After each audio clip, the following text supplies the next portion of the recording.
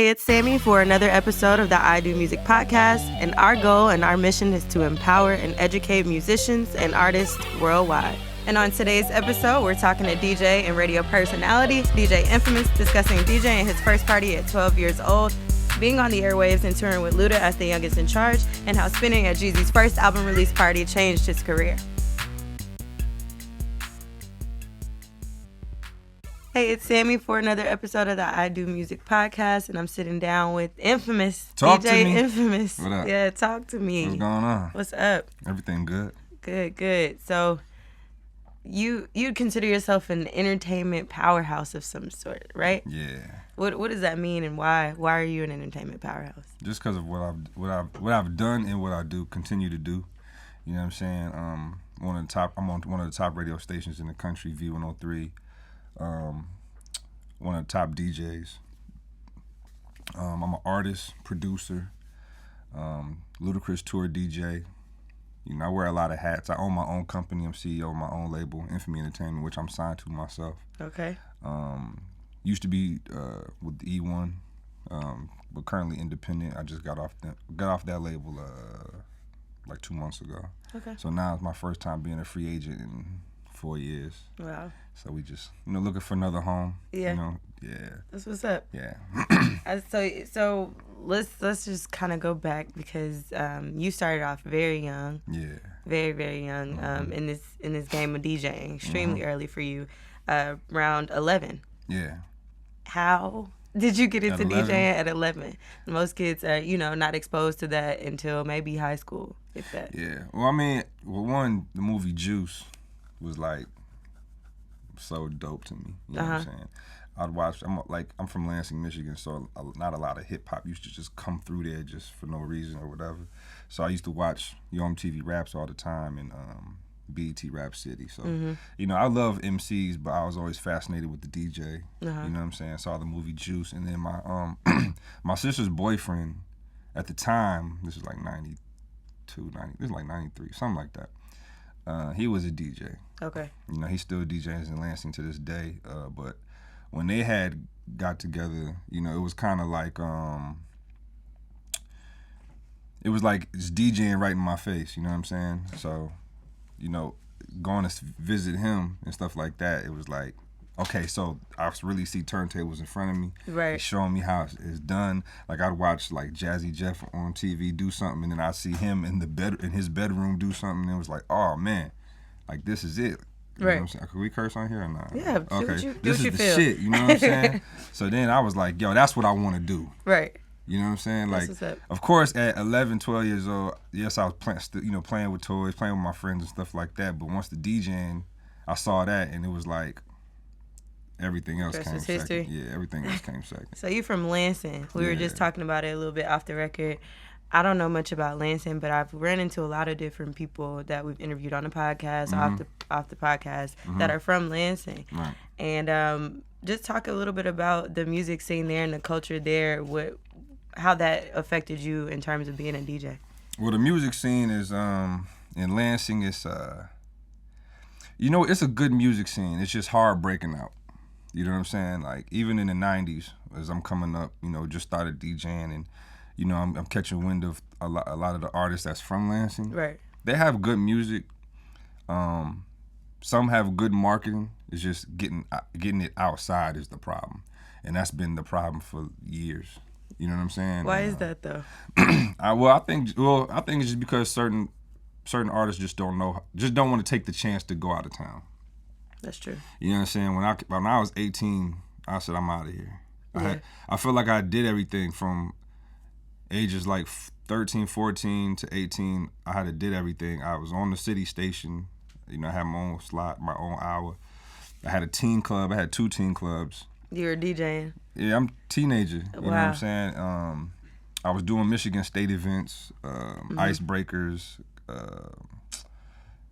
Was it Keeping It Real? Was it Keeping It Real?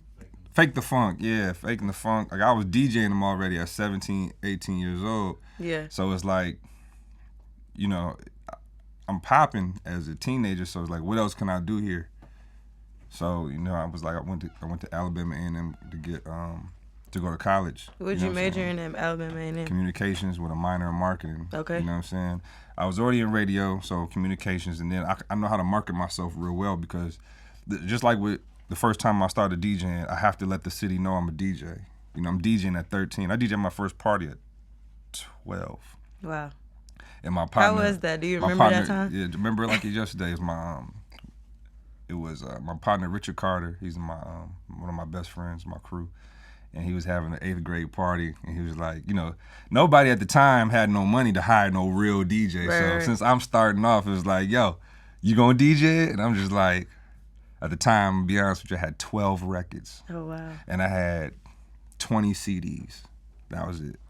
And I was like, yeah, I'll do it. Let's do it. So, you know, he was popular. You know what I'm saying? He was good at football. You know, he was popular in the school. So he had everybody come to his house, his basement. Put it like this. High schoolers were coming to this party. Right. Right?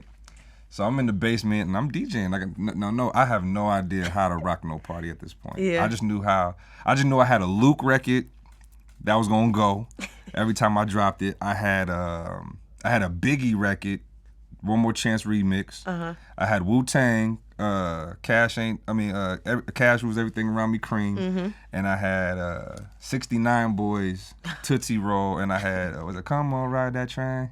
And Ride It? I had that record. And then I had like 20 other rap records. But them records I just named was the ones I just knew that was gonna go. Right. So since I only had 12 records, and so I had my turntables, but this was the thing though. For me to play a CD, I had to like unplug a turntable and then plug in the CD player. Right. So you can already imagine how that is all night. And no, the party started at 9, didn't end till 1:30. Oh, wow. Make a long story short, I played the Luke record probably 30 times that night. Really? Because it was the hottest record that kept coming. You know what I'm saying? It was the hottest record, and every time I played it, it was like the party would just go up. Yeah. I play Wu-Tang, it's like, okay, the dudes, you know. I play one of the party records, they went up. They went in. Yeah, so it was like, at that point, I learned, okay, I got to play what's going to go. Right, At the time, you know, booty shaking was heavy, so I got to play what's going to keep the chicks shaking. Right, I feel you. And the party rocking. I know I couldn't talk on the mic. I ain't even had no mic. Wow. So when say if it got too rowdy, I had to cut the music off and yell. Like, you know, Richard's mom would come downstairs like, you guys are too loud. I'm like, yo, there's big old speakers in this motherfucker. Right. Yeah. So I'd be like, all right, everybody chill out. You know what I'm saying? No microphone, no nothing. Yeah. So that was my first party. But this is the thing though. And I knew I was gonna be a DJ for however. I rocked that party without even knowing I rocked the party. That's lit. You know what I'm saying? At 12 years old. 12. Wow. Don't even, never, no. See, this is the thing. Nobody taught me how to mix. Nobody taught me how to scratch. I seen people do it, then I go in my house and would practice it on my own, what I seen. So when I got to the party, I ain't call no DJs to be like, yo, how you mix these records together and nothing like that. I just figured it out. Right. In that party, I really had to figure it out. I was sweating the whole night of nervousness. Yeah. Because I didn't want nobody to be like, yo, I'm whack. Right. Because we had school I think like the next day or something like that. This was like on a Thursday. Oh, wow. Y'all was lit at 12. Yeah, this was like a Thursday, and she let it go down, and then, you know, the next day in school, I ain't want nobody being like, yo, you suck. He was the worst DJ. Yeah, nah. and then that was the name change. Like, people was calling me Calvin, Cal, or whatever, and then the Infamous started. From 12, so you had Infamous.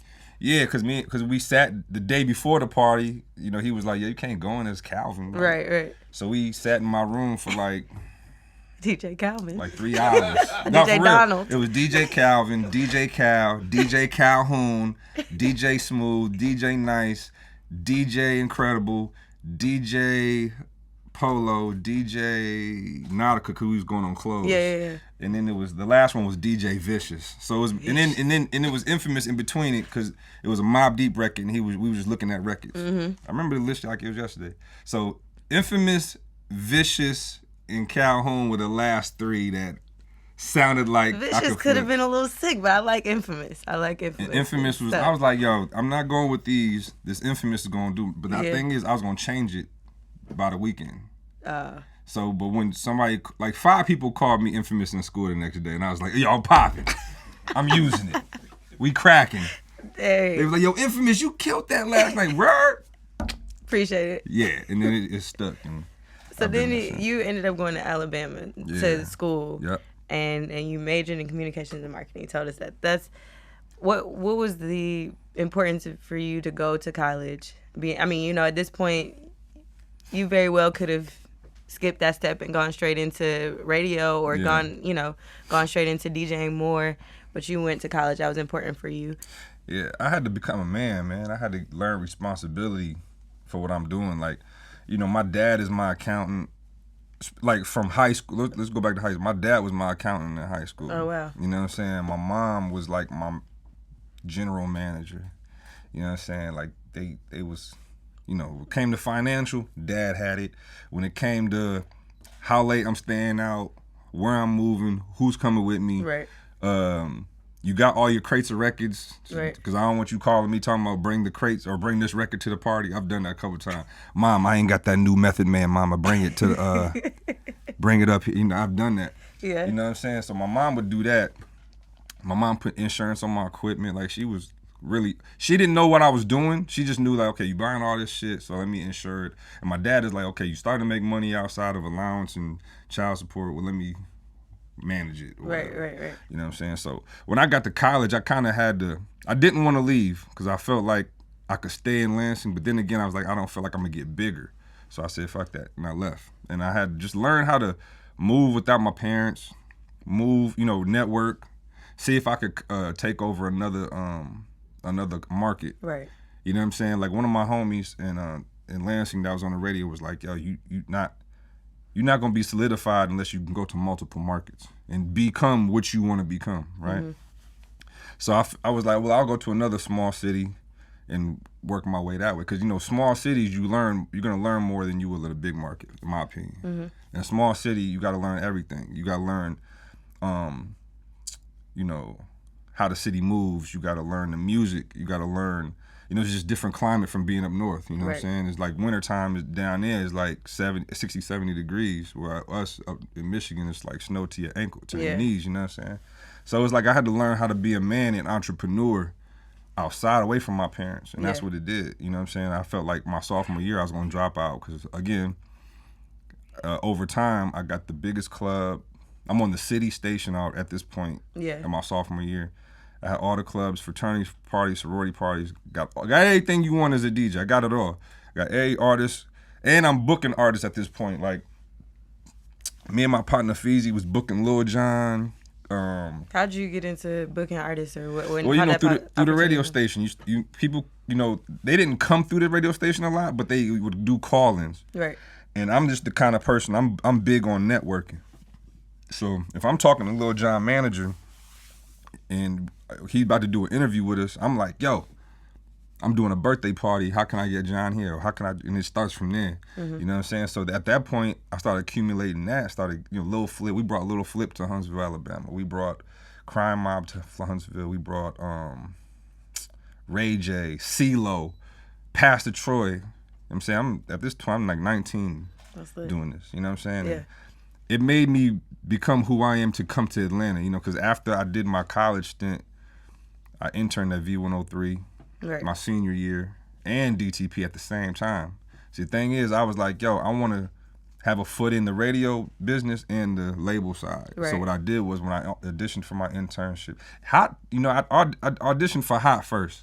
They turned me down. So you had to audition. You had to... Yeah, present a resume and have something on my resume, some kind of credentials to get in, you know what I'm saying? I went to Hot first because Hot was at that hot point, at that time. Mm-hmm. They turned me down. Dang. I know y'all kicking yourselves now, but it's all good. Then I went to V. Yeah. And then around the corner was the Disturbing the Peace office, was DTP office. And I knew because I looked on the record, it had the office address. So I was like, oh, they're around the corner? Bet. Went around the corner, did that. I got on. So the summer of 2003, I was in Atlanta doing both of them at the same time every day. So let me ask you this. Why the radio route for you in terms of, obviously you had the opportunity early on to be on the radio as a child or as a teenager. But why did you feel like that was something you wanted to stick with as a DJ and then soon to become a personality? Because not every DJ can do that. First it started off because I was getting free records. That's true. I used to pay for my records. Right. You know what I'm saying? Just imagine your allowance. You get $100 for your allowance, and then your $100 for allowance go to records. Let me break it down. So you buy an album. The album's $20.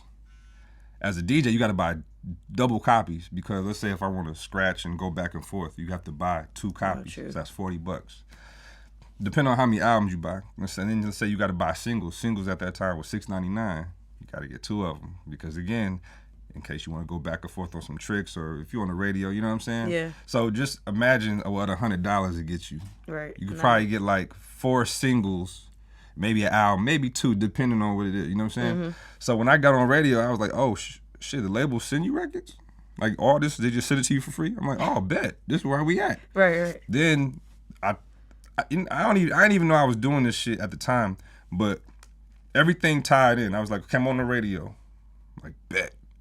Everybody in my high school can hear me. Then I got a club now. Bet.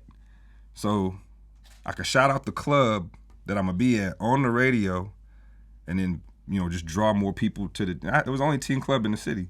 So then I'm like, oh, shit. Okay, I'm getting free records. I'm on the radio playing these records.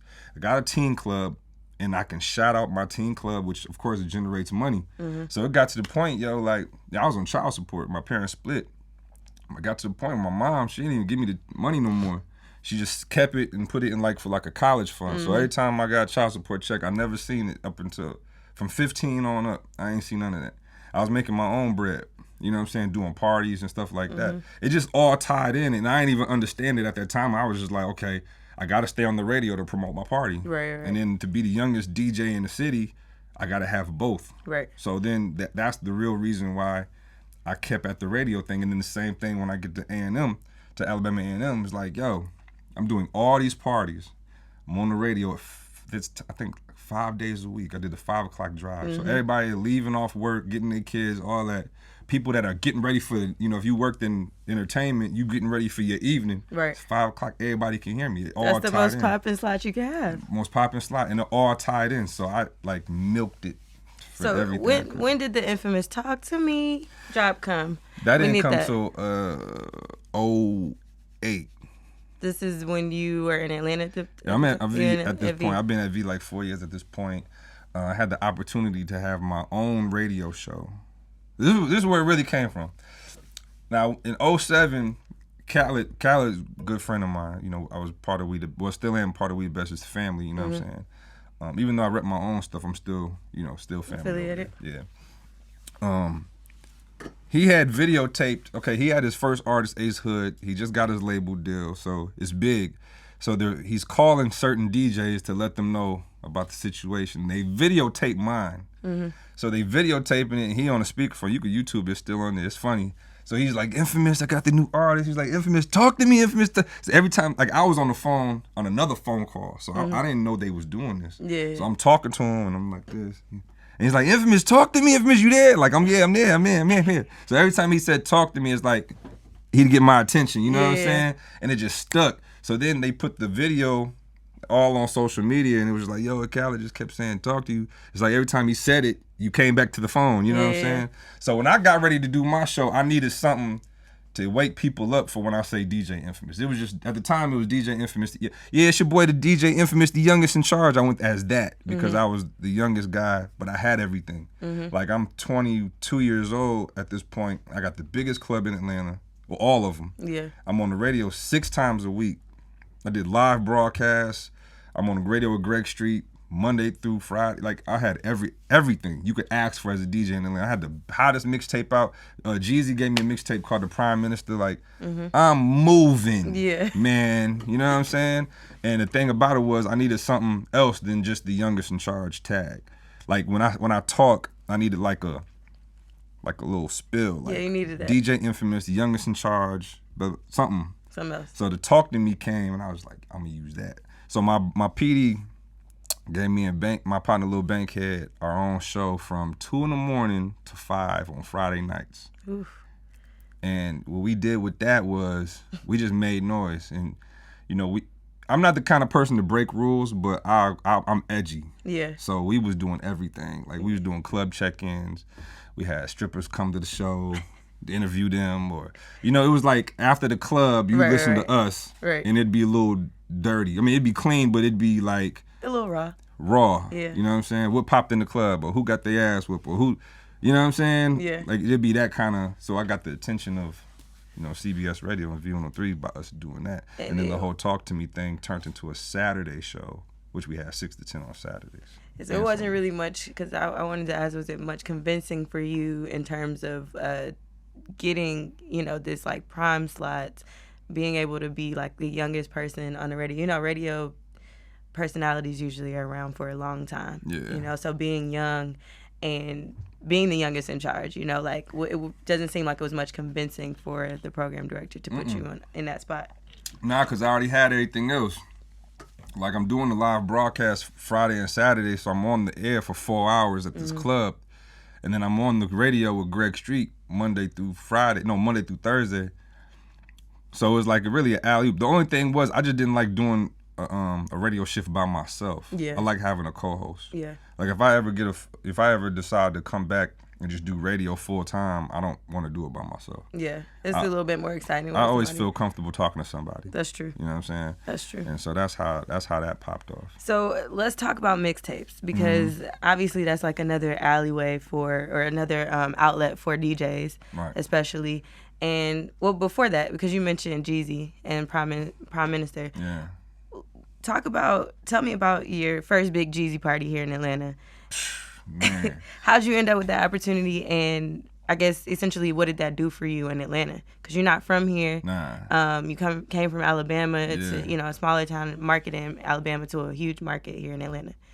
What did that do for you, if it did? That really sparked to where I'm at right now. That was like the Jeezy's first album release party for the what was the name of the Thug Motivation 101? That album release party was probably my the takeover for Atlanta, for everything. Mm-hmm. You know what I'm saying? I'm DJing small clubs at the time, and I haven't started working. AG Entertainment is the biggest promoter here. Mm-hmm. I haven't started working for him yet, but they hear about me because I'm moving. I'm on the station. I'm hot at this point. Mm-hmm. I just ain't worked for him yet. Right. So I guess he, some situation happened between the DJs that he was rocking with. So he calls me and was like, "Yo." I'm nervous because he called me. I don't want to talk to this dude. And he's like, "Yo, I got my first party. I got this big party tonight." I'm like, "Yeah, the Jeezy shit gonna be crazy." He's like, "Yeah, I need you to DJ it." I was like, "What?" He's like, "Yeah, I need you to DJ it. I just got rid of the DJs I was rocking with. You know what I'm saying? I need somebody hot, and everybody keep pointing to you. You know what I'm saying?" He's like, "But," I'm like, "Shit, let's do it." You know what I'm saying? I'm ready at this point. Like, I was nervous because that's the biggest party I've ever had in my life at that point. But I was already, my talent already had me like, "If you gonna body this motherfucker." Right. So he says to me, but this the thing, I don't got no opening DJ. Like I got the light guy plays music until 11, and then you come on at 11, and then the party don't end until 3 o'clock. Now, let me break this down. At that point, this club called Visions nightclub held like 3,000 people. Wow. And it's a club to where this is what used to kill DJs. You have to make 3,000 people rock or make it look like it. If you make half the club partying and half the club's not partying, you can tell by looking at the crowd like, okay, this party's whack. Mm-hmm. So it's Jeezy's first album release party hosted by Usher. Usher just sold 10 million records at this point, so he's the hottest thing smoking. And BMF was still out, so that energy is still that energy. Mm-hmm. It's popping, the city's cracking. So I'm like, all right, bet. So I had a couple dollars, but went and got me a black shirt from Walmart, got some black jeans, some black Air Force Ones, outfit, and got me a little, how they got the little jewelry stores, little jewelry in the middle of the mall. Uh-huh. Went and got me a little chain, just to, Just I ain't want to. It's an all black party. I ain't want to look like I couldn't get no chain. You know what I'm saying? Got me a little baby boy. So at that time, Jeezy's party. Let me see. Doors don't open at 10. The party's probably packed by 10:45, wow. 11. People so it's prime time. Yeah. So it's not no warm up. Yeah.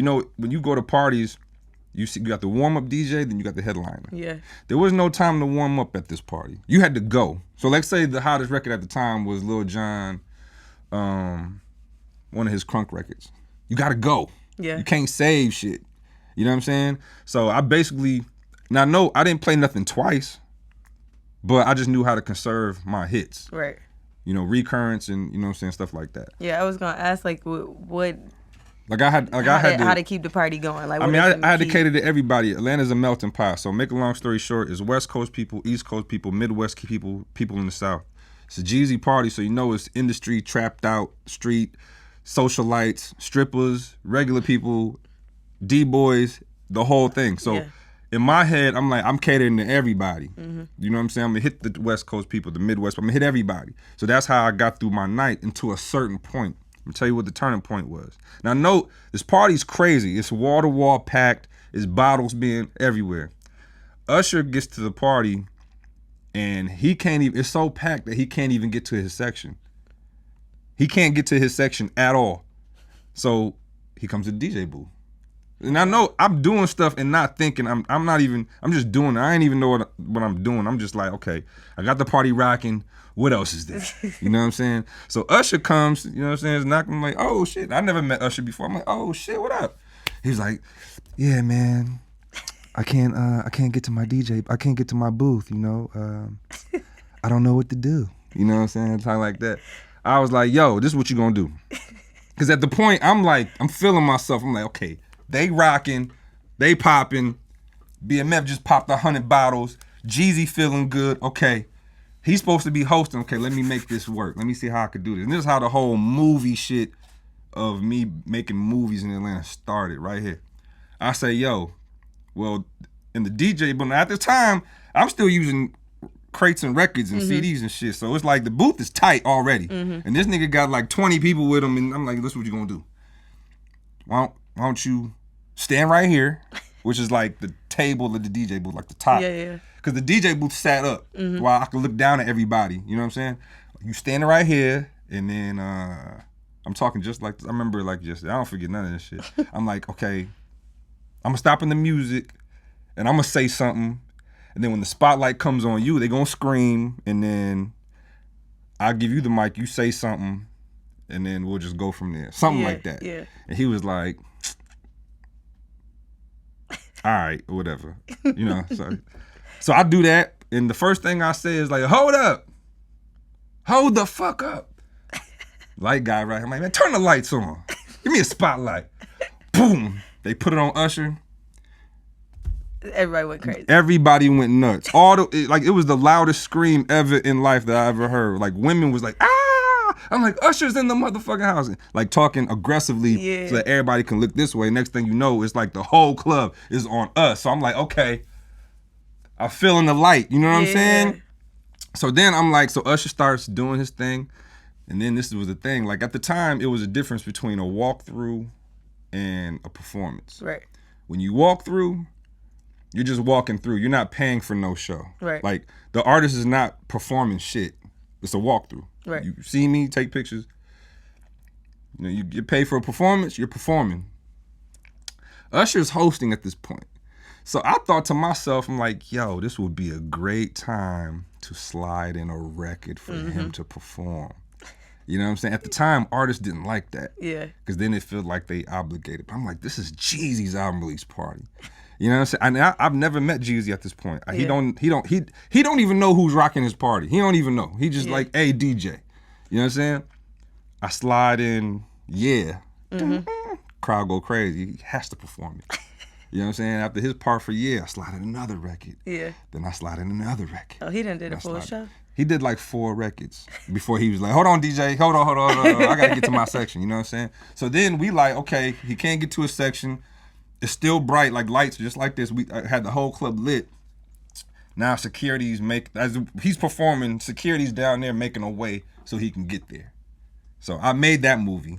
So that's done. So when artists perform, whatever record I played before the artist performed, 9 times out of 10, they done forgot about. So whatever record I played at 11, if it was needed, I could slide it in again. Yeah. So at the time I was like, okay, if he goes over there, I told my light guy, go with him because he's gonna pass Jeezy's section, and when he passed Jeezy's section, hand Jeezy's man the mic and be like, Infamous said, hold this for Jeezy. when it gets that time. He was like, I ain't going through all that. I'm like, yo, you have to, because if you don't, Jeezy's not gonna perform, and I ain't gonna front. I just made Usher perform. That was like a $30,000, $40,000 performance right there. He performed 4 records. That's money. You know what I'm saying? You gotta do it. He's like, Infamous, man, fuck that. I ain't going through all that crowd. I mean, it was like hell getting through it. I'm like, you have to. If you don't, bro, this party's gonna be. What else can I do? Right. Like, I'm playing the hot records. Usher just performed. It's gonna be Snowman time in like 20 minutes. It's gonna take you 20 minutes to get over there. I'm like, look, here go $100. Take it to him, please. See, his ass went through there. Gave him the mic. Bet. Jeezy stopped me. I'm rocking until, because I don't know them like that. Hey man, it's a Trap or Die party. So I'm waiting on it. I ain't played none of his records yet. I'm just waiting on him to say something on the mic. Then after that, we went. I played that whole album. He performed that whole album.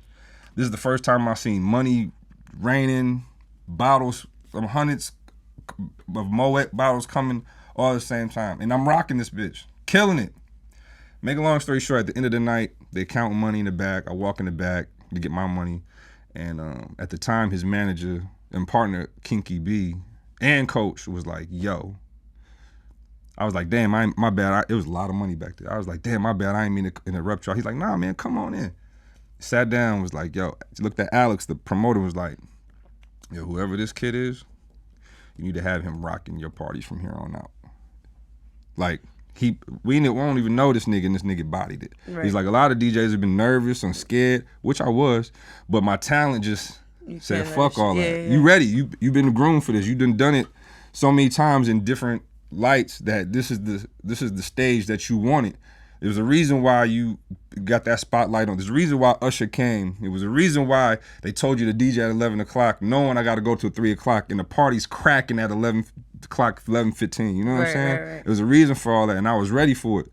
You know what I mean? And then after that, I had Atlanta after that. Like, after that party, I had Atlanta for as long as I wanted it. That's what's up. That's a crazy story. I'm sure people listening that was there was like, yeah, no. I mean, really. The pressure was on after that. It's like after that, I had to take over everything. Yeah, definitely. You know what I'm saying? At that point, because it was like, yo, that was my youngest in charge mark. That's what made me in charge. I had the hottest clubs 5 to 6 times a week. AGE, that's big. You know what I'm saying? Yeah. And radio time, so.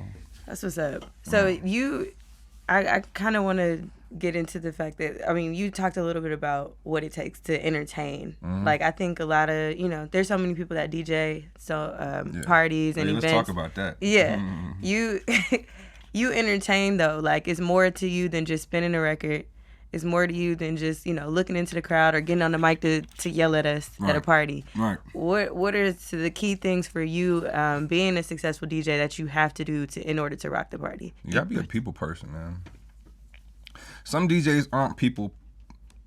It's not a people person. You know what I'm saying? Like, I see like the best DJs are people are DJs that can interact with people well, or that can read people. You know what I'm saying? There's some DJs that they be DJing and don't even look up outside their laptop. You know what I'm saying? Like, I still walk through the crowd before I even DJ to see what the vibe is. Right. See whose birthday is it. See what side of the club is the crunkest or the hypest or whatever, and cater to, I cater to everybody, but you gotta find those points in the party. I still do that. I walk through any crowd, man, and like, even on Luda shows, when I DJ for Luda, he'll be like, yo, what kind of crowd is it? I don't know, let me go walk through and see.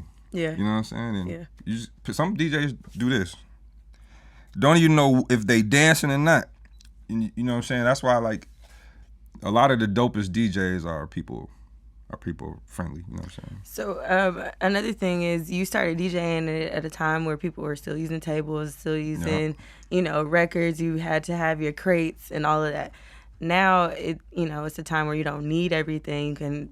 People DJ with a controller, and you got your laptop and your USB. Yeah. So how's that changed when technology changed for the industry of DJing? Like, how did that affect you? And do you still prefer to use turntables at times, or you more so? No, I use both. I can DJ with everything. Like, I could DJ with anything, damn near. I done DJ with one turntable, a mixer that had one channel on it, and an iPad. And an iPad? Yeah, I've done it like. Okay. Sounds resourceful. Now, make a long story short, I did like a hole in the wall club one time, and they paid me enough. You know what I'm saying? I did a hole in the wall club. The mixer was broken. There was one turntable, and then they had it's like a mic line, but I had it. I forgot the name, but the terminology. Put it like this: it was a mic line that I could hook my put on the headphones of my phone, and I could play records. Wow. So since their mixers messed up, it's like, okay, they paid me all this money to DJ this party. Everything's fucked up equipment wise, but I had to make it work. Right. And I made it work. Like I'd play hot records over here, talk, cue this record up, stop music, talk, play, and it just kept doing it. But the way I did it so quick that a lot of people wouldn't notice what was going on. They'd just be like, he stopped the music a lot. Yeah. But it wasn't like they stopped dancing. It'd be real quick, and I DJ that way. You know what I'm saying? So now with all this technology and everything, it just makes everything easier. Like, last week I did Ludacris' whole show off a thumb drive. I just plugged it into the CDJs, and we did the whole hour and 15 minutes just off a little drive.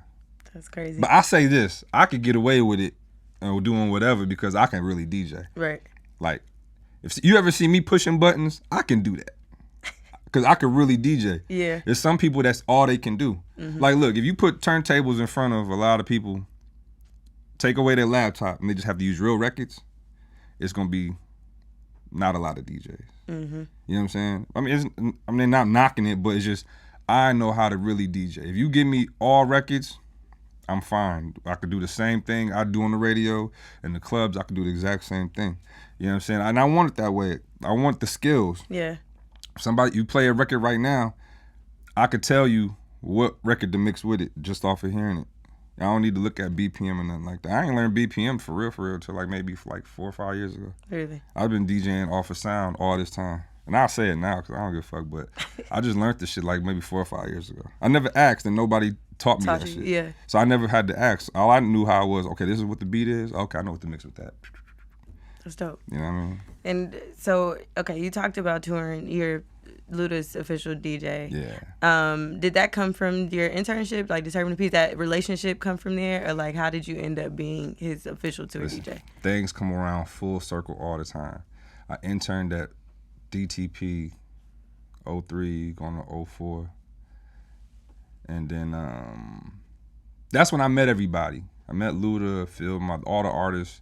I was real cool with his manager, Chaka Zulu. You know what I'm saying? I was probably I interned under him. So basically what I was doing when they was in the office was getting coffee, getting, do boy shit. And then when they had certain stuff in the city, it was, put up posters, snipe, which ain't my thing, but I just had to get in. So I just did it and said, fuck it, stuck with it. I ended up booking I-20 to come to Huntsville, which is one of Ludacris' artists. And then just how, the relationship. My first TV appearance in 06 was on BET Rap City with them. So I had graduated and everything. You was watching Rap City to being on there. Yeah, and then I come in the office, because when you build relationships with certain labels and managers and like that, you drop in and say what's up. So this particular day, I came in and say what's up. They was like, yo, Chris's DJ at the time is not, he can't make this show. Yo, you want to do Rap City with Ludacris and the whole camp? I said, hell yeah. Right. Shit, yeah. My first time on TV. And that was an experience. And then fast forward, a couple of their artists, they signed Phil Mob. I was Phil Mob's DJ for like a hot second. And then, I started getting bigger in my own right. So I'm like, I ain't touring with no artist unless it makes sense. At this point, I became my own entity. I started, I'm the youngest in charge around here doing all this big shit. And then it just came around full circle, man. He got rid of his old DJ and they gave me a call. And see, at the time, I had so much going on here, I was really on the fence about it because I had 6 clubs a night. 6 clubs a week in the clubs. I had my own radio show Saturday and Sunday. Like my plate's full. As a DJ that's popping in the city, I had everything. I had my own YouTube show called The Most Access. I did it with Todd One, and Todd One used to produce Yo MTV Raps back with Ed Love and Dr. Dre. So that was crazy that I'm doing that with him and interviewing Snoop, Big Boy, everybody in the game. Like every time there was a big party at the club, I had them in the studio before doing like a I'm gonna say like a podcast, but like a video interview. You know what I'm saying? Yeah. So I had so much going on, and then when the Ludacris thing came, it was supposed to be for 2 weeks. You know what I'm saying? It was like, yo, we got to go overseas for 2.5 weeks. Can you do it? I said, fuck it, come on. You know what I'm saying? I did that, and then the first show was like, oh shit, it was in front of like 40,000 people. Oh wow. And we never rehearsed nothing. He's in the car telling me the show, like how he wanted, what songs next. So I'm like, so at the time I put all of that in my BlackBerry. All the shit he would say for this record and all that. Like, even if he went out of order, I just had everything on my BlackBerry. Mm-hmm. I killed the show. I messed up one time. So for the hour and 10 minutes we were on the show, I only fucked up once. And we went to the next show, and I was like, damn. What did you do that? Do you remember what you? I played the wrong record. Oh, okay. You know what I'm saying? I played the wrong record. And then how did Luda react? He just looked at me and said, hold up. And then started talking to the crowd. And then he kind of said what he said for the cue, but said it in a different way. And I'm just like, oh, shit. So as he's saying it, I'm going through my notes on stage and like, oh, yeah, okay, that's what he said. Okay. And then I go in, you know what I'm saying? Yeah. And then that experience was different from me because I ain't never traveled outside of Atlanta like that. Like, when everybody's on vacations and Memorial Day weekends and all this shit, I'm here because they're my big club weekends. Exactly. So I'm never really gone like that. The only time I literally left is if I did some TV shit, but it was in and out. Right. So I never really left Atlanta like that. And I only been overseas one time before Ludacris. I had did like 6 days in Japan. I had like a string of clubs out there I did. So we did 8 countries in 13 days. Wow. You know what I'm saying? My passport had one stamp on it before I got that motherfucker. I got back, that bitch was stamped up, tatted like Wiz Khalifa. You know what I'm saying? So I did that and was like, oh shit, that shit was dope. But I only thought it was just for them 2 weeks. Cause I got my own shit going on. Right. And I canceled a tour to do that. And I thought it was dope. So he was like, well, yo, I'll let you know. I'm like, cool. Then they had some more shows. I got the call back from. So I just kept getting the call back. Yo, we got a show here. We got a show here. And then next thing you know, 3 months went by, and I'm just like, well, I guess I'm the nigga DJ. Shit. I mean, we still doing shows and shit. And at this point, I'm canceling shit here to do that. Right. Because we never really just talked about it. It was just like, you know, I mean, Chris was already my dude. He was already my guy at that point. Yeah. I mean, so just let me know. So then he was like, yo, I'm gonna keep you on. I was like, you know, we got to come on my radio show about that. Right. Like, we got to announce it on my. So we announced it. It's on YouTube too. We announced it on my radio show. Mm-hmm. Shit was ill because he dropped the mixtape. I interviewed him on the mixtape, and then he was like, "Infamous, don't we have a big announcement to make?" And then that's when we made it. And even my PD at the time, he didn't know if I was taking the job or not. And he found out that day too. Like, on the radio. Yeah, you know what I'm saying? Because the thing is, I just like, I'm just doing dates for Chris until whatever he's doing with this DJ situation. Yeah. And then they let me know that, yo, we gonna keep you on. And then it was that year was a dope year because I became his DJ and I got my first record deal in the same year. Wow. Shit was awesome. That's lit. You just having a popping year. What? I moved and built me a crib, man. Like, I love it. That year was very. That 2011 year was the shit, yo. You know what I'm saying? Like, I lived out my dream. Ludacris I'm not saying it because I'm with him, but Ludacris was already my favorite rapper. Really? Already. I went to DTP for a reason. I could have went to BME or tried to go to So Def or tried to intern at any of these spots. I just went straight to DTP because, Ludacris was one of my favorite rappers. When I first heard Where's Your Fantasy, I was like, oh, damn, this little nigga dope. Dope, yeah. So let's get back to the mixtape game because I do think that's important. Yeah. Very important for the DJs. I'm going to tell you like this, not to cut you off. No, good. The mixtape was very important. One thing that was intriguing to me was watching how DJ Drama, I was a part of the affiliates too, his DJ crew that he had back then. It was dope to see how big Drama was and didn't DJ shit in Atlanta. Mm-hmm.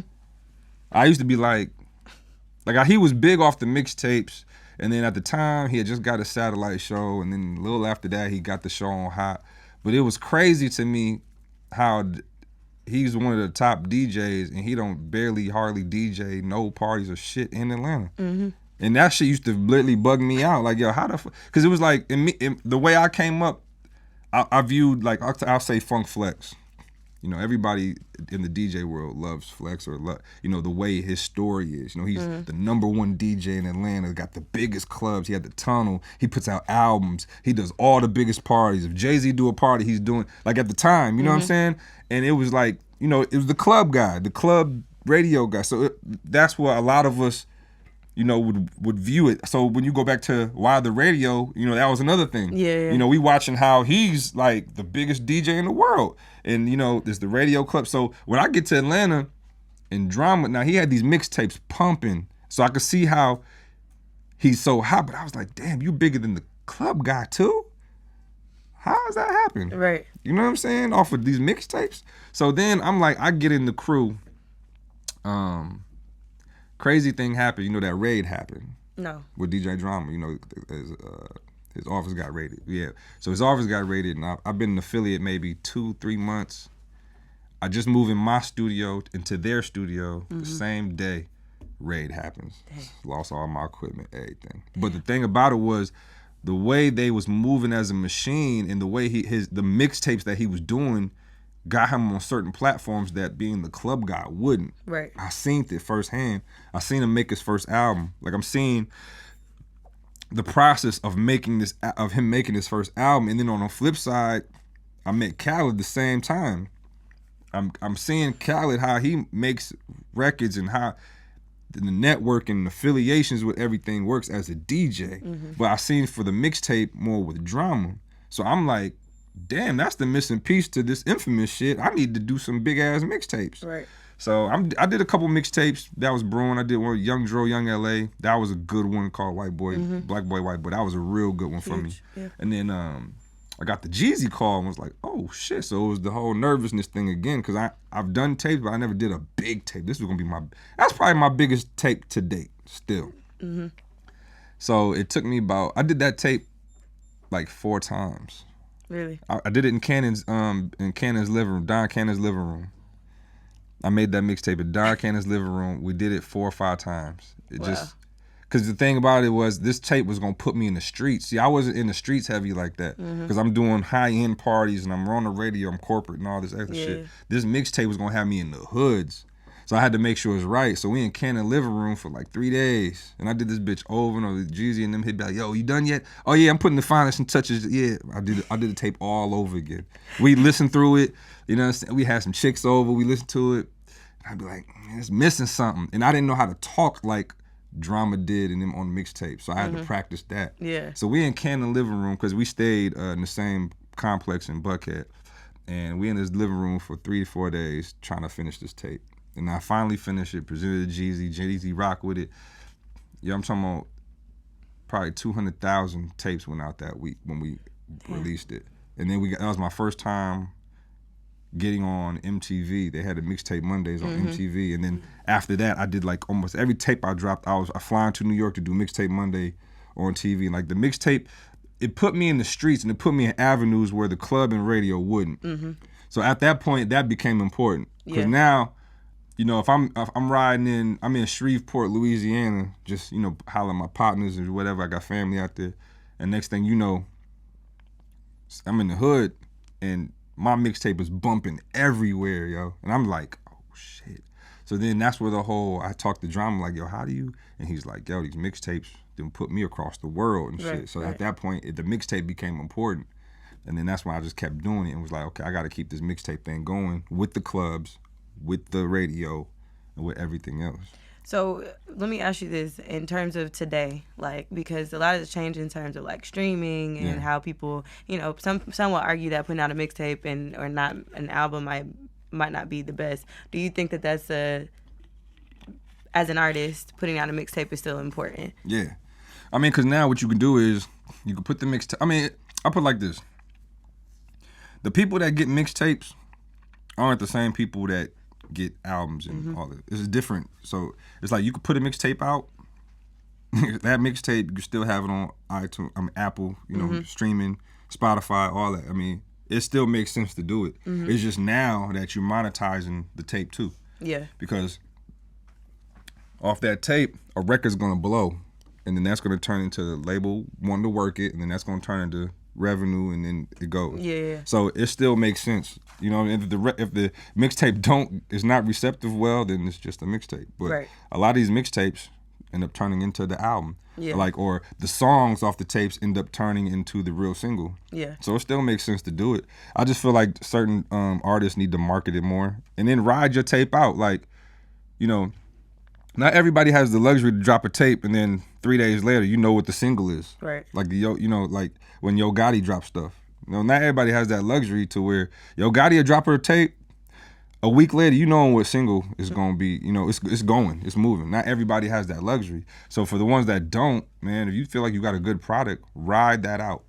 You know what I'm saying? Promote it, work it. You know, every time I drop a record, whether it does well or not, I mean, to everybody else, it looks like it did well. Right. You know what I'm saying? Like my last record didn't chart. But you wouldn't know that if you follow me, you wouldn't think that. Right. And I did a tour. I did a 3-month tour off my last single. You know what I'm saying? And it didn't. It probably charted 50 something. Whereas my record before that was top 18, which is my biggest record to date, and it sold the most. And I rode that. My Double Cup record I dropped in 2013. I rode that for 2 years as a DJ. You know what I'm saying? Like if I got something, I'm riding it out. Yeah. I don't have to put out another product if everybody ain't really heard it. Yeah. Because you understand, like, your record could be popping in Atlanta or in the Southeast, but the West Coast ain't got it yet. Right. Or New York ain't up on it yet. You got to keep working that motherfucker. Now, when it gets older than Atlanta, yeah, you got to hit these other regions to make it, you know what I'm saying? And I just feel like with the mixtapes, that's what, that's what people need to continue doing is just ride their project out. That's a good message. That's a good word. You transcended the DJ role, obviously being in radio as a personality, having your own shows and these pop-ins, time slots, which is amazing. How do you think being a DJ has been or helped you as a personality and vice versa? Like being a personality helped you as a DJ? I mean, I just feel like I can handle situations better, like being a personality. And as far as going with DJing, like, I've been in radio for so long that, it's prepared me to do interviews well, Like when I first really started doing interviews, like I ain't really stutter and all that, like nervousness. It's like when I get interviewed, it was weird because I was always used to interviewing people. Right. But now that I'm getting interviewed, I just know how to handle it and know how to, talk and, I can, get my sentences out where, a lot of people just be nervous. I've been radio, so, yeah, it helps out a lot. And it's good for when you dealing in business too. When I talk business, I don't have to be rah-rah, or if it's something I don't agree with business-wise, I don't have to be, like some people really get mad at certain shit in business. And that. I'm not, we can agree to disagree. Right. You know what I'm saying? I mean, it's business. But being a personality and DJing has helped me, to deal with those things. So you have a family, you have children. 4 kids. I got a wife and 4 kids. Wife and 4 children, a big family. Yeah. How has it been, doing all that you do? Because your oldest child is 8. around 8. Yeah. So for 8 years, you've had a family, or you started your family. How's that been to, balance your personal life with all that you do, and especially still touring here and there? It's time away. I balance it. I make it work. It was more harder in the beginning than it is now. Yeah. You know what I'm saying? Yeah. You having kids, and it's like every time I had a kid, it was like career-wise, something bigger was going on. You know what I'm saying? It was kind of hard to watch the first 2 kind of grow up because this was like youngest in charge still, and then moving. But then it was like a transition in between the Luda and what I was doing. You know what I'm saying? So like, I just, I got a good support system too. You know what I'm saying? I got good friends and family that help out. But I'll say for the first 2, it was I was away a lot. The last 2, I was there more. You know what I'm saying? The first 2, it was like gotta get it. Especially when I had 2 in 1 year. Oh, wow. I had 2 kids in 1 year, so I had to just make sure everything was straight on the financial end, career-wise, And I had to make sure that, that's why I didn't have a lot of bumps in the road, you know what I'm saying, coming up. Like, I career-wise, I always made sure I had to provide for it, make sure everything was straight. No matter what I was going through personally, I had to make sure, okay, if I'm going through this, but I got to make sure that this is right so that this can be right. Right. You know what I'm saying? And it's balance, you know what I'm saying? That you devote your whole time to scheduling. Like, the more kids that came, I prioritize better in scheduling. So if I know I got to take the kids to daycare or school, what have you, by 7 o'clock, that means from 7 to 5, I got to schedule studio, whatever, workout, anything. I got to schedule it. I'm not one of those dads where I let my wife just do everything. You know what I'm saying? Like, I take my kids to school and I pick them up every day. Still, I could like 2 weeks ago, I was in I did a tour overseas. I landed back at 9 o'clock Monday night. It was a 10-hour flight. Jet lag. And guess who was up at 6:30? Got to take kids to school. They like it when I take them to school, so I'm not about to break that. You know what I'm saying? Like, the other day, my daughter was like, when I went to pick my kids up, my daughter saw my wife in the car, and she was like, "Are we going out to eat or something?" I'm like, "Nah." She was like, "Are we going to a fun place or something?" Like, I was like, "No, why?" She was like, "Why is mommy here?" You know what I'm saying? Well, she wanted to come pick y'all up. Like, that's our thing. Like, that's my role. I like when I come home, it's work, and then I work around the kids. You know what I'm saying? I could easily tell my wife, take them to school, pick them up. Her motherly duties, I can easily do that. But I know what my kids like. They like me taking them to school. They like me picking them up. You know what I'm saying? So I'm not about to break that just because I'm a little tired or I'm a little, you know what I'm saying? I can sleep anytime. But that's another thing. Once the sun is up, I'm up. You know what I'm saying? So it wouldn't have mattered if she came and took them to school anyway. You know what I mean? Once the sun hit, plus I got business. I got a business to run. You know what I'm saying? I got people that work with me. You know what I'm saying? I just can't be a lazy ass. You know what I'm saying? You got to get up. So what I'll do is I'll say, even though I'm sleepy as fuck, I'll sleep on Thursday because me and Luda got a show Thursday, and the flight time, I'm going to sleep. After sound check, when I go to my hotel room to rest, I'm going to sleep. Then we going to do the show. Then I'm going to do the after party. Then I'm going to change my flight to the first thing smoking to get out the city and either come back home or go to another city, then I'll do it all over again. So, like, I even time my sleep. I might not be able to sleep in Atlanta. Yeah. You know what I'm saying? Because I got kids, I do parties, I'm on the radio. So I have to, I'm a napper. So if I get 3 hours, I'm cool. I'm good to go. It's just about managing. Like I tell people all the time that got kids that's in this business, because there's a lot of people that say, I ain't got time to do X, Y, and Z. I DJ for Ludacris, man. He has 3 kids of his own. He has a wife. He has all this stuff going on. And I'm next to him. And I see how he's in his kids' lives. Like, he don't put nothing off. You know how many times it's been, we take his plane, we take his private jet to the show. As soon as we get off stage, back into the car service, back to the airport, and we'd be home by like 11 that same night. Just to do whatever kid stuff we got to do in the morning. Like, a lot of that helps. Like, I know on Instagram, I stun a lot with that jet, but it really is a lifesaver because we get to do a lot of stuff. Yeah, I saw you kicking it on the jet. Yeah, I feel like it's mine. I feel like I own it. You know what I'm saying? I'll be putting that jet in my videos, all that shit. But what I'm saying is, like, I see how he do it. Like, I remember one time he was like, I was like, yo, it was a poppin' shit. I forgot what it was. We staying the night. He was like, nah, we leaving. Now, I could take my own flight and stay, but I'm just like, why are we leaving, dog? He was like, I gotta pick up, I gotta take, his daughter to daycare. That was the answer he gave me.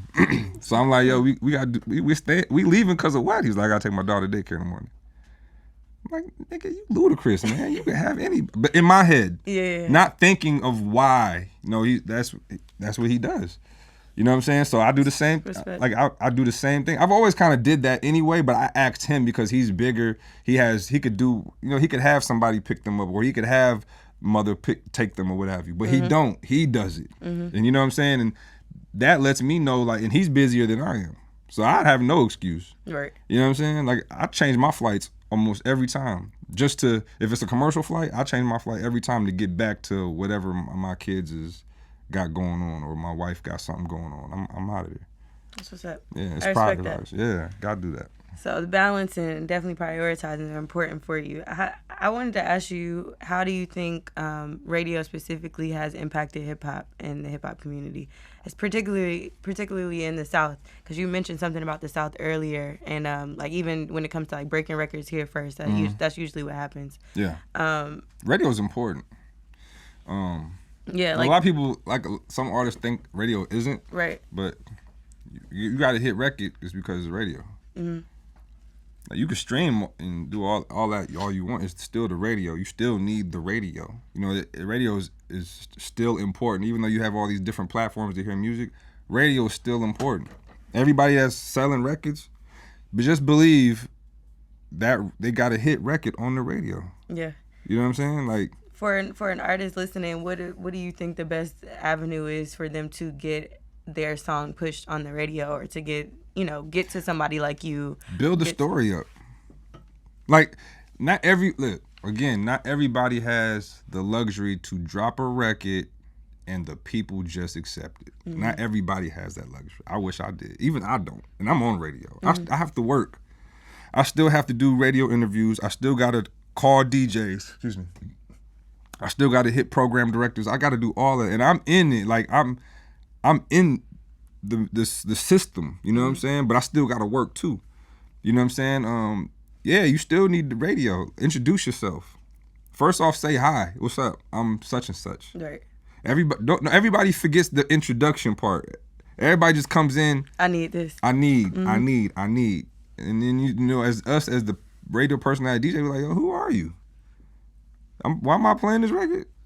I don't even know you from, like. A lot of people forget that part. And DJs, you know what DJs love? Appreciation for being a DJ. If you ever hear a DJ be bitter, mad about something because at the end of the day he wasn't appreciated. A DJ's like the introduction. Then after I done chopped it up with you a couple times, then you come with that record. Right. Don't come with the record as soon as I meet you and then you come with the record. 9 times out of 10, DJs like, all right, everybody come with me about that shit. You know what I'm saying? You know the artists that get me? I'll tell you a dope little story real quick. Mike Will made it. I'm DJing this club called Cream, you know what I'm saying? And Mike Will just started coming, boo, yo, what's up, man? It's your boy Mike Will, man. I'm Mike Will, blah, blah, blah, blah. I'm like, oh, okay, what's up? I make beats. I've been on Gucci stuff. Like, okay, what? Dap up. He didn't ask me to play nothing. He was like, yo, I got beats on deck, you know, da-da-da-da-da. I'm like, all right, cool. Everybody says this to me. He comes back the next Friday. Yo, what's up, Mike Will from last? Yo, Mike Will, what's up, nigga? Okay, what up, G? I remember you from last week. You know what I'm saying? You smoke it? Cool? Okay, cool. You know what I'm saying? He comes back the next week. Yo, Mike Will. Like now the third time, I'm just like, Mike Will, right? Yeah, what's up, G? Go ahead, hit that. You drinking? Okay, cool. We DJing. He comes back. Now, at this point, I know him at this point. As far as like, yo, Mike, what's up, G? Same thing. He was cool. Didn't have no entourage. Didn't ask for nothing. He just said, yo, I made these killer beats. I just got on such and such mixtape or something. I'm like, oh, dope. Right.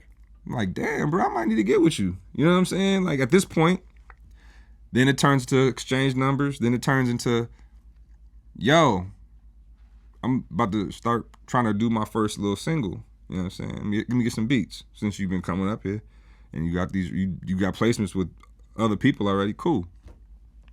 Send me some beats. Yo, come to the studio. Meet him and eardrummers and all that. They had a little cubby studio in I forgot the name of the studio, but like a little hole in the wall box. And they had these little laptops and making beats. Like, all right. He was like, yo, you know what you need though? I was like, what? I'm just telling. Tell me what you think I need, bro. You know what I'm saying? Because he had like the way he talked, it sounded like he had it. Right. It's just he just ain't have it yet. Right. And so he's like, you need this. So he played me Futures, Itching. He was like, yo, we about to put this out. I was like, it's going on Future tape. You know, but if you use it, you know what I'm saying? But I'm like, nah, man, I'm trying to, nah, I'm good. You know what I'm saying? Especially if it's about to go out already. I'm like, nah, I'm cool. Now, no, at this point, this is when I'm talking about the whole work, the record point. Right. Now, no, I'm gonna be 100 with you. Because Itchin' is one of my biggest records, too, in the streets. Mm-hmm. It's bigger than my commercial one, but it just didn't. The other one sold more and did more radio-wise. Mm-hmm. So he tells me, yo, you need to rock with this. This will put you in the game. He's like, Future about to be the next hottest dude. No, Future's hot at the point, but he's like... He wasn't like, there yet. He ain't. So I'm like, nah, man, we'll make something else, what I'm saying? We'll get buddy. So he's like, well, just take the record. I'm like, all right, bet. So they put the record out on the mixtape. It was like a bonus track, right? And I'm just like, oh, dang, that's so... The mixtape was banging. Mm-hmm. So I'm like, dang. I'm like, okay. So then, you still got to work. At this point, Future's working the records. They out, but he's working each one like it's a single. Mm-hmm. So my record was a bonus record. So I take my record to Velvet Room. At the time it was the biggest club. And I played it. And I just heard it through the big speakers. And I know I never really listened to it loud. Mm-hmm. I just listened to it low. I heard it was like, dang, hey, my mother said fucking nigga. I'm like, oh, shit. I hit Mike Will. And then I text Future like in a chat, and I was like, I'm using it. This is gonna put me in the game, right? So they gave me the record. He was like, yo, Inf, you put out a single, but Future about to put on another mixtape. I'm like, another mixtape? I'm like, man, what the? But he was like, nah, you're gonna be heavy in the streets. Like, you work that side on, the radio and all that, and this is gonna be in the streets. I'm like, fuck it, all right. Mm-hmm. At this point, I'm not noticing that. At this time, you working, working like two angles at the same time, right? And I never did that with a single. I'm thinking, I'm trained. Like, you get the single, put it out, service it, and work it. Mm-hmm. Not put it on a mixtape and let it do what it do, and then do this at the same time. This is my first time doing both. Mm-hmm. So they do that. Mixtape was popping. The second mixtape, he put it on. And then I was like, yo, I put it out and it's receptive. I got a clean version because there was no clean version. Serviced it out to all the DJs. Serviced it out, it's DJ Infamous single. I'm independent. And we shot the video. I was like, I gotta shoot this video, man. Fuck that. So shot the video. Put the video out. Video's moving. Next thing you know, I'm starting to get calls like, we moving. And then when I charted, the Billboard sent me an email, was like, yo, your record. I'm like, oh shit. You know what I'm saying? This shit is cracking. And two labels sent me offers.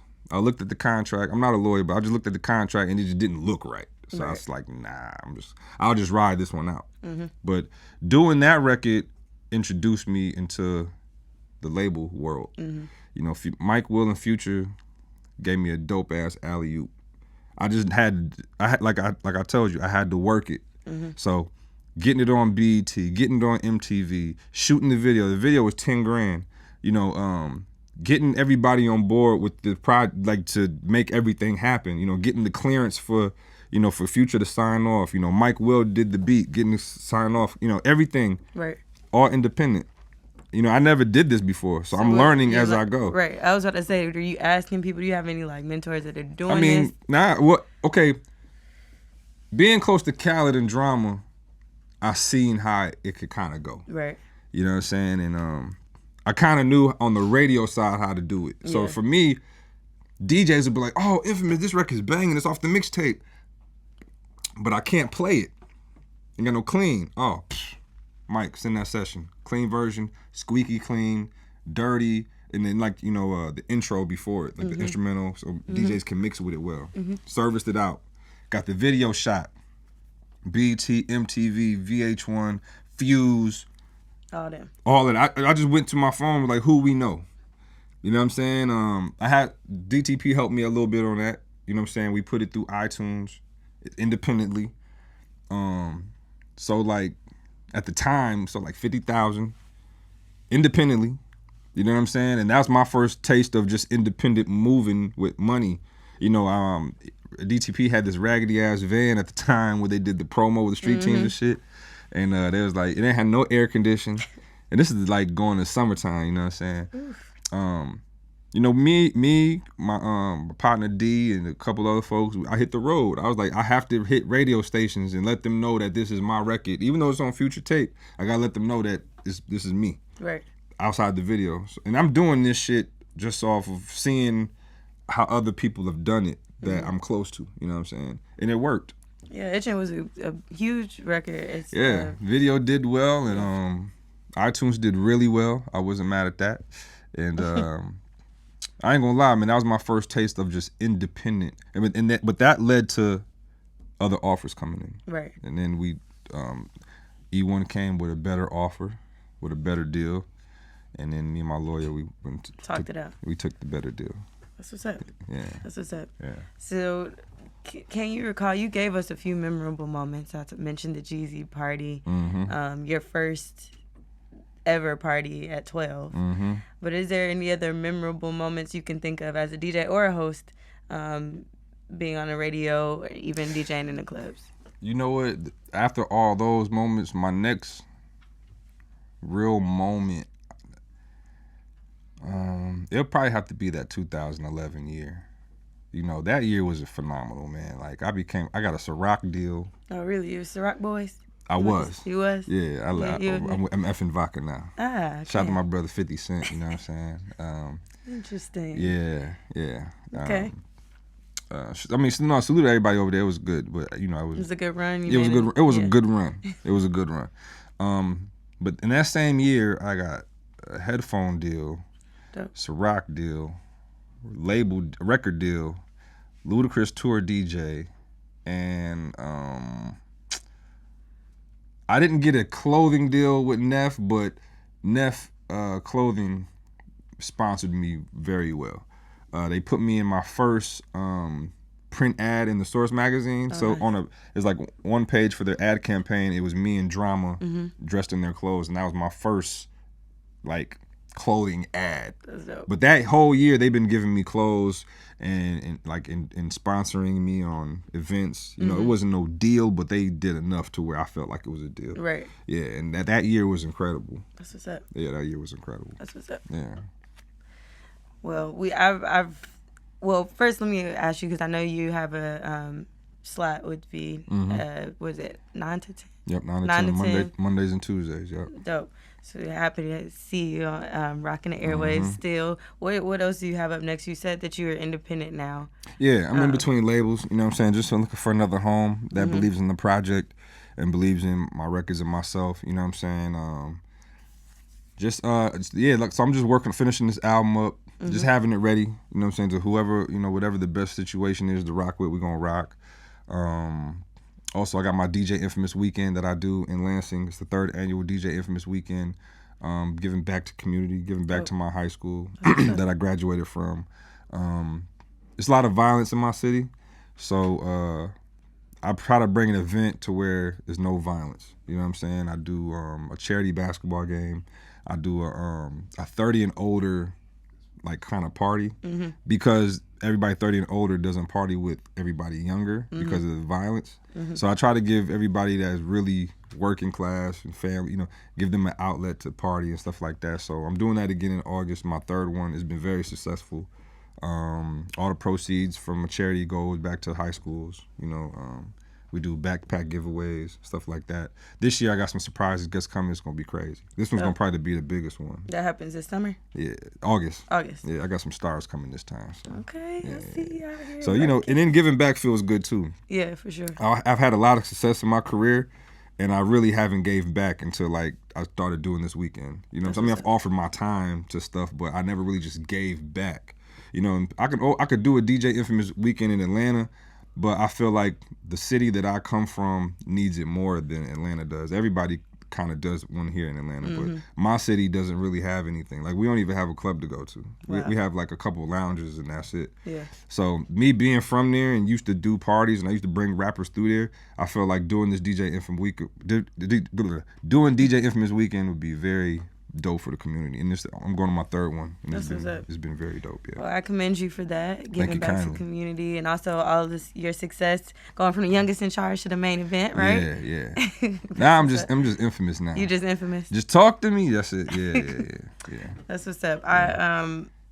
appreciate you sitting down talking to us, and it was cool learning about everything that you've done so far. Oh, Where can thank they you. find you on social media? Hit me on my Instagram at DJ Infamous, Twitter at DJ Infamous ATL, Facebook is Calvin Infamous Donald.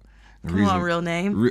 Because like at the time, I think they changed and like you need to use your government, Yeah, so I put Infamous in the middle. But then I later got a fan page, but I had so much traction and so much going on with the first one that I just said, I mean, my government name's out there, so I don't care. You know what I'm saying? Calvin Donald, Yeah. DJ Calhoun. Yeah. So it's just like, all right, you know. I love it. Good. Yeah. Well, yeah, make sure y'all follow Journey, and we wish you much success in the future. Continue doing big stuff. Thank you. Thanks for having me, too. I follow y'all. No, I appreciate I feel like I'm popping. You are popping. Yeah. We had to get you on here one time. most For one definitely. time. Yeah, so as always, you can follow me at Sammy Approved, and thank y'all for listening to the I Do Music Podcast. Talk to me. Sonically superior.